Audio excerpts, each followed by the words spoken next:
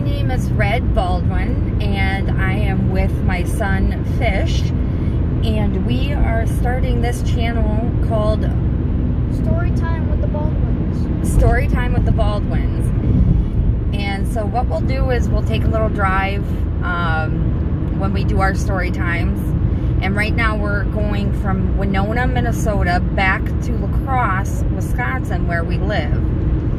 And it's at nighttime, so it's a nice little view. Sorry for my little side swerves here. And the topic tonight is insane and crazy things that have happened to my mom. Alright, insane and crazy things that have happened to my mom. Let's see. I would have to say one of the first things that has happened to me was when I was in college in Minneapolis, Minnesota. I was at a house party, and as most know, you know, house parties involved a lot of drinking and everything, lots of people. And I went out on the balcony to talk to one of my classmates who was another female, and was out there, and my then boyfriend came out and asked me what I was doing. And I told him I was, you know, talking with so-and-so, and he was like, oh, really? And he just grabbed me behind the back of my knees and flipped me up over the balcony, and I fell 2 stories from the balcony onto, like a big boulder, like those big decorative boulders that they have, and I kind of bounced off that and went into, like, the gravel and whatever. So that would be one crazy thing that happened to me. What? Yeah. Yep. It was quite interesting. Of course, after that, I broke it off with him, and then I believe I told you the story a couple days ago about him coming back and pulling all the pins out of my tires in my car, so that way the tires deflated and I couldn't make it to class, and I had to call my dad, and he had to come replace the tires and everything. It was just a big mess. Yeah. So that's one. The other thing would have to be is I went to, and this was more recent, this was a year and a half, maybe 2 years ago during the summer. I went to visit a friend who had just gotten out of jail, and while I was visiting with him, he was messaging with his son, and I guess an adult was threatening his son, and he told his son to let the guy know to come over to the bar behind his house, and they would, you know, just hash it out, duke it out together. And so I kind of stuck around just to make sure everything was going to go okay, or be okay with my friend. And I was standing outside.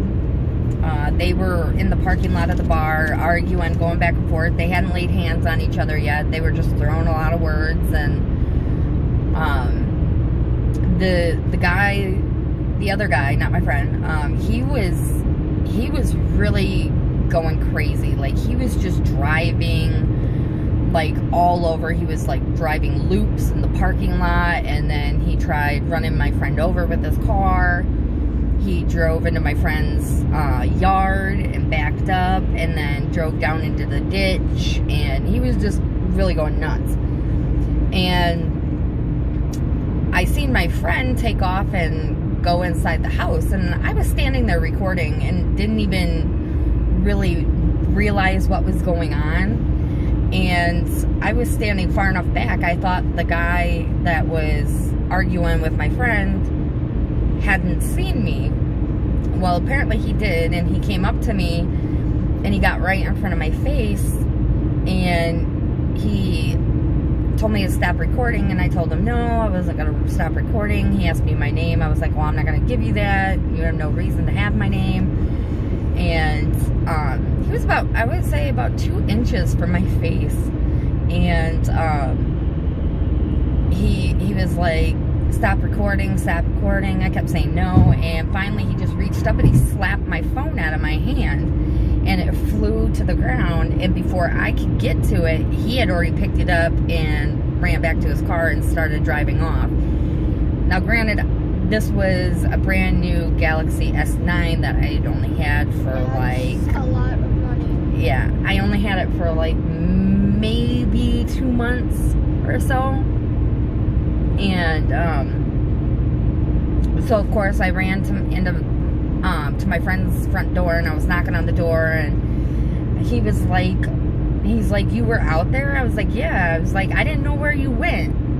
And he was like, well, he came after me with a machete. And I was like, what? He's like, yeah, he had a big butcher knife or machete in his hand. I was like, no, he didn't. He's like, yes, he did. And so I literally just went face to face with a guy that was on some type of drug, whether it was meth or crack or something, I don't know. But I came literally within 2 inches of this guy's face, arguing with him while he had a machete or a big butcher knife in his hand, and I didn't even know it. And if I would have known it, I probably would have stopped recording, but I didn't. Never recovered the phone or anything like that. He got arrested later on that night, and my friend also got rearrested because my friend went to the guy's house trying to get my phone back, and of course they got into a big fight with baseball bats and everything that includes. So it was quite the interesting night. I didn't get home until about, I would say about 7 o'clock in the morning. It was really early, and I left I think at 5 or 6 the night before. So yeah. Well, that's pretty interesting.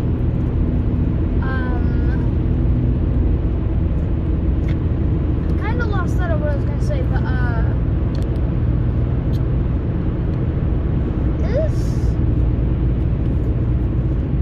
like story or stories, interesting.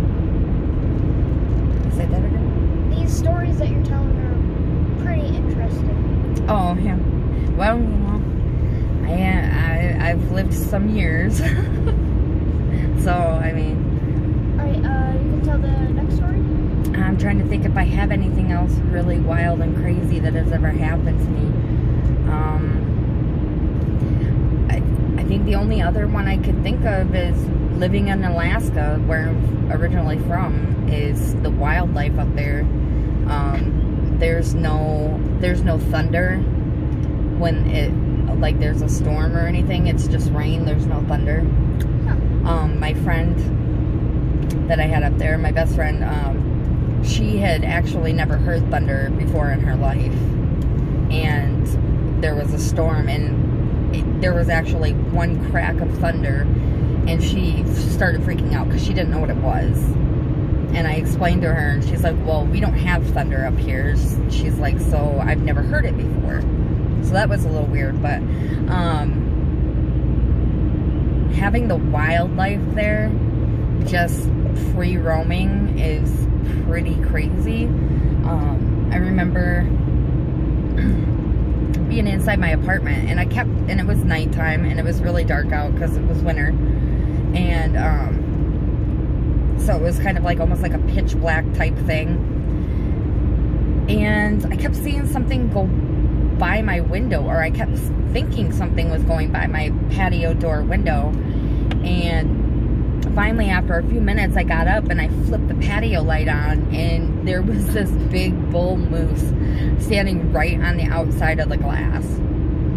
I don't know if anybody heard that, but if you heard like that thump, it was like a moth coming towards our windshield. You guys might have saw it, maybe. But like a moth, I literally saw it just flying real close, and then but there was a big bull moose on the other side of my patio door, and I just kind of, I didn't want to scare it or freak it out, so I just kind of slowly reached over and turned the light off, and then I got away from the window as quick as I could. The other one was, I was going down one of the hiking trails right next to gosh, I can't think of the word for it.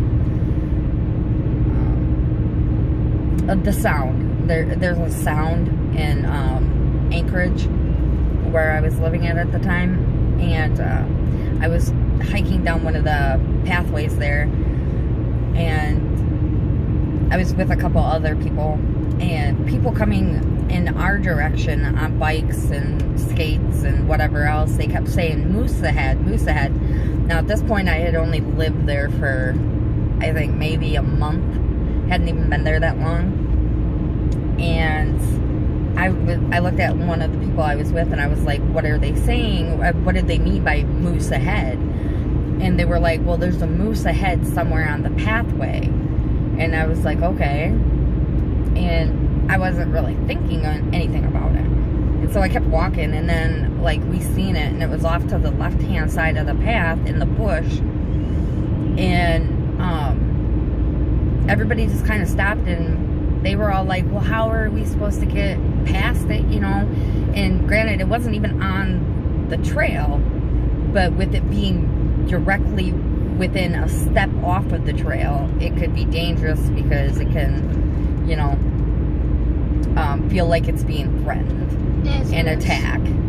So they were all like, you know, well, we don't know what to do. Da, da, da, da, da. I was like, and I used to go hunting when I was younger, and I know that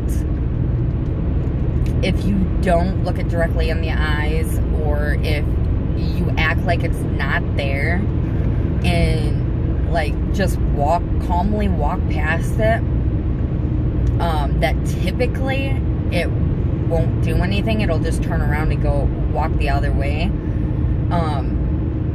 And they're like, and I told the people I was with, and they were like, well, then you go ahead and you do that. And I was like, okay.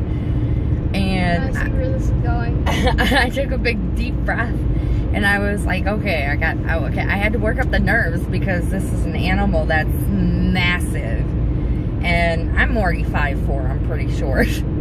So to have this massive animal just towering over me, I had to work up a lot of nerve to do it. So it took me a few minutes, but finally I got up the nerve, and I took a big breath, and I just looked straight ahead, and, you know, I moved my arms just a little bit as I was walking, but not too dramatically, and I like sped walk, like I was speed walking to a Victoria's Secret sale or something. I was going, and I walked right by it, and it did nothing. It just stood there and looked at me, and then I turned around and I looked at the people that were in my group. I was like, I kind of threw up my hands, and I was like, well, are you coming or not? And they were all like, nope, we're not walking in front of that thing. And so I just kept walking. I walked back to the car, and eventually they made it back, which must mean the moose moved away from the trail. But I just kept walking, you know. Let me tell you though, I was shaking in my Skechers, that's for sure. Do you have any insane house party? Or like college house party? I do. There was this one house that we used to go to quite often. It held a whole lot of the house parties that my classmates and I would go to. And I do remember going one night, and some of the guys finally talked me into doing a keg stand for the first time. And do you know what a keg stand is? Isn't it where like they put like a tube and then like a whole like jug of beer, and then you just pour it in your mouth until you can't take it anymore? No. Well, that's similar, but that's standing up. A keg stand is where there's an actual keg of beer, and I hope you don't ever like really find out what a keg is, but I'm sure you will when you get to college.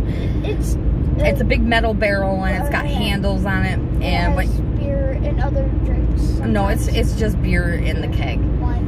But you take and you put your hands on the side of the keg, and then you have people lift you up into like a handstand, and then somebody else takes the nozzle that you get the beer out of and put it in your mouth, and they keep going until you can't take anymore. And then when you come down, you know, it's a crazy quick get drunk way of doing things. That doesn't sound very fun. It kind of is, but if you're not a big drinker, not advisable, because let me tell you, I got drunk really quick, and I think I was in the bathroom maybe 45 minutes later, and I was sitting there and I was like, oh, I feel like I'm gonna throw up, and everything like that, and all of a sudden I just started puking everywhere.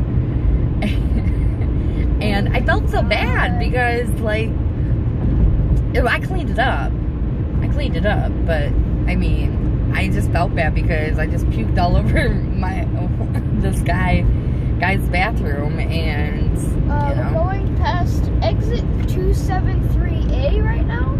Yep. So we're getting closer To Wisconsin, yeah, to the border. Or that would be the Dresbach exit.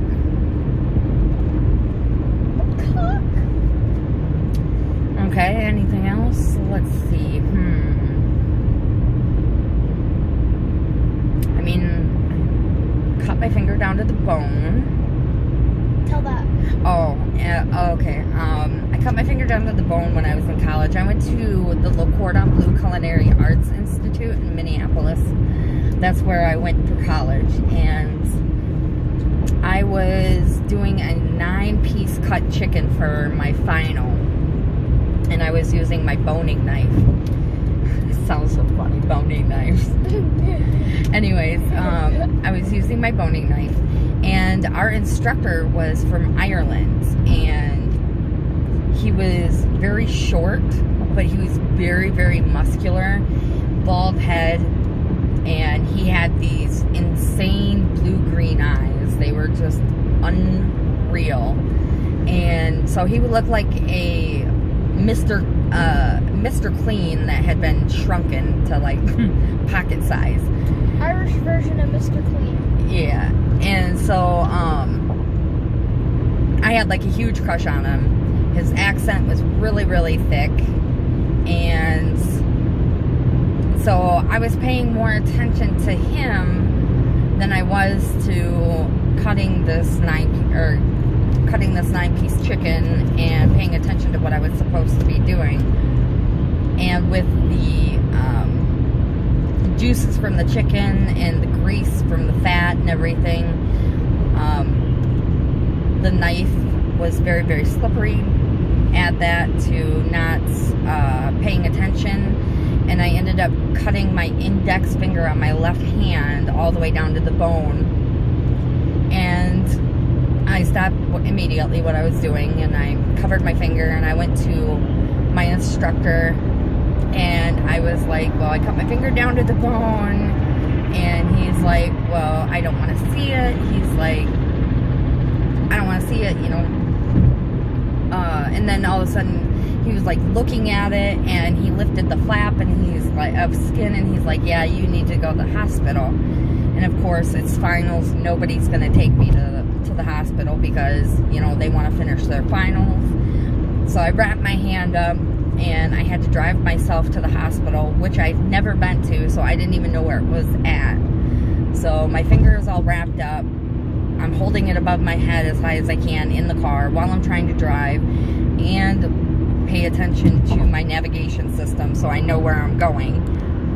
It was just a mess. And then I got to the hospital, and they couldn't stitch it because the boning knife is so sharp that it made the piece of skin that they would have needed to stitch so thin that the stitch wouldn't hold. So they had to super glue my finger. And so my finger got super glued, went back to class, and because I couldn't finish my final, I ended up having to fail butchery class, and I had to retake it. funny because the next time I took it, like, I had all my notes from the class prior, and whenever the instructor would, you know, ask a question or anything like that, I would always shoot my hand up and to try and answer it, and he would always tell me, Miss Baldwin, you know, if you don't stop using your notebook, I'm going to take it away. And I thought he was just joking. Of course, I was stupid enough to press my luck, and I kept doing it, and he ended up taking my notes away, and that was that. But I passed, so I was able to do that. A lot of fun there. I still have a scar on my index finger. It's a little C-shaped scar. Looks pretty cool. Well, looks like we are coming close to lacrosse. Now, I think we can fit in about one more story if you have any more. I don't know for sure if I have any more other crazy things.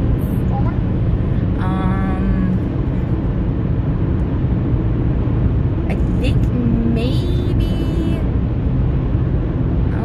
well, I worked at the Mall of America when I was in college.